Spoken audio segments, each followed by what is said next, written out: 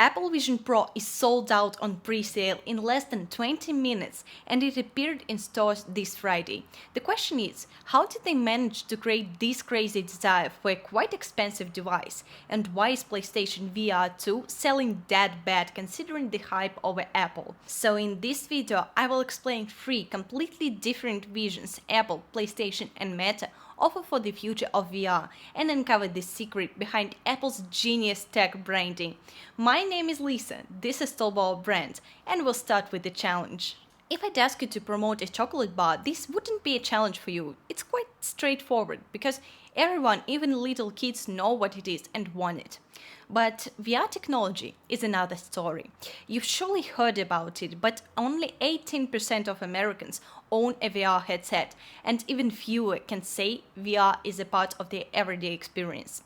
That's why promoting VR and AR technology is a challenging task. You have to try it first to even understand what the ad is talking about. And before we jump to the specific features of each headset's marketing, there is one important thing. When marketing innovative products like AR and VR headsets, Apple has a challenge to overcome. The problem is marketers usually work with an existing demand. People already want chocolate, so the advertising campaigns only stimulate and grow this desire, making you crave chocolate more often.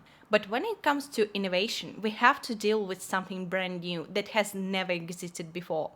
Consequently, before promoting Apple Vision Pro, they have to promote the technology itself.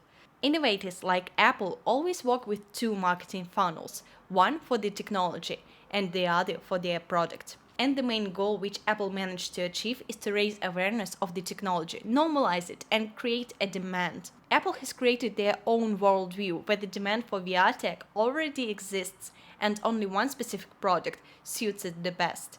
So how did they achieve that? They offered a strong vision and definitive unique understanding of VR, starting a concept war between Apple, Meta and PlayStation.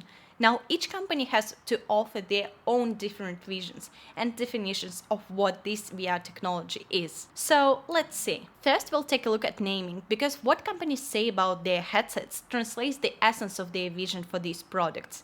Meta Quest 3 is called mixed reality. Apple calls it spatial computing, and PlayStation is kinda boring here, or the smartest one. They actually own the association with the word VR because they use this definition exclusively. What's interesting, it's not a question for naming for marketing or copyright purposes. These definitions have more to tell. For instance, Apple's spatial computing refers to the ability of the digital world seamlessly integrate to your real room, which makes Apple priority AR, augmented reality, with a focus on the reality element. While PlayStation takes the opposite approach. With a heavy focus on VR, they create a whole new reality, separate from the one you live in. And the features they emphasize are focused on the immersion over the integration. Meta, on the other hand, is struggling with a clear positioning with their mixed reality. They claim their key feature is to blend digital objects into physical space. But in reality, they kinda didn't make up their mind if they are VR or AR team. Take a look at this. This positioning map shows how Apple, Meta and PlayStation are defining the technology behind their headsets. Apple strongly believes in AR, PlayStation in VR, and Meta is trying to balance in between.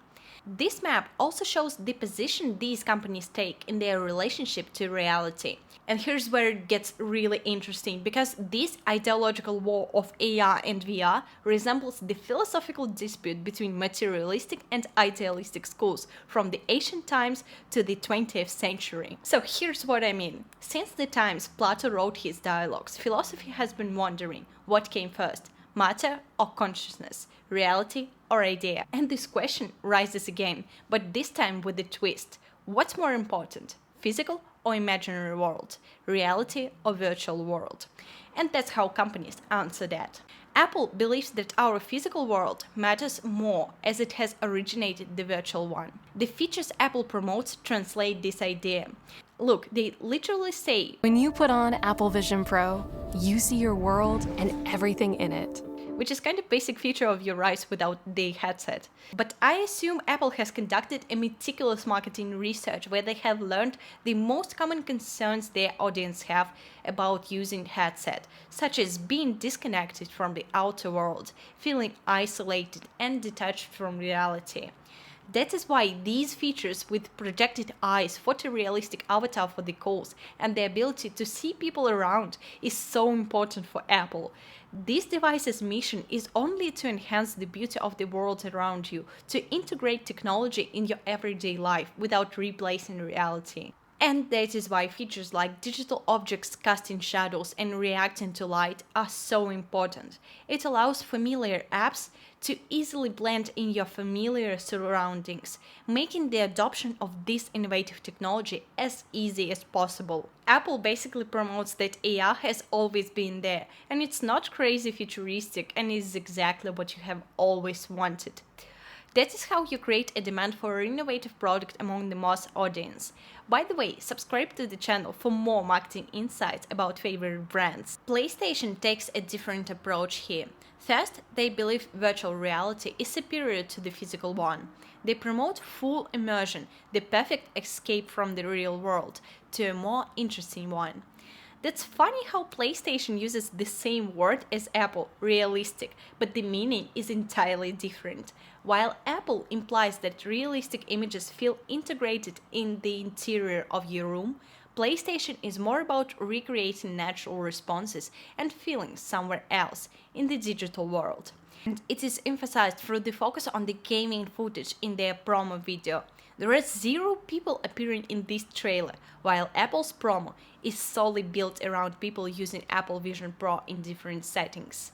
This fact once again highlights Apple's consumer-oriented approach versus PlayStation's technology-centered. But it doesn't mean PlayStation doesn't care about their customers.